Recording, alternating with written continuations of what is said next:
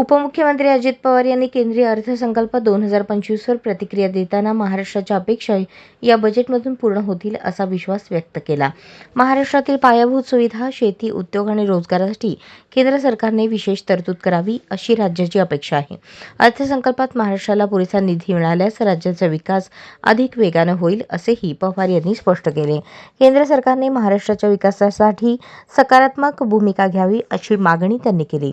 यासोबतच आगामी प्रकल्प आणि अर्थसहाय्याबाबत त्यांनी केंद्राकडून अधिक सहकार्याची अपेक्षा व्यक्त केली.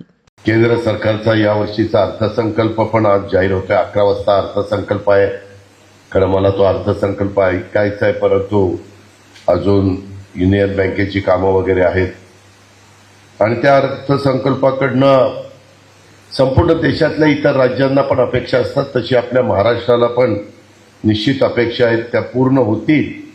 पंतप्रधान नरेंद्र मोदी साहेबांच्या नेतृत्वाखाली अर्थमंत्री निर्मला सीतारामन त्या पूर्ण करतील असा विश्वास देखील माझ्यासारख्या कार्यकर्त्याच्या मनामध्ये आहे.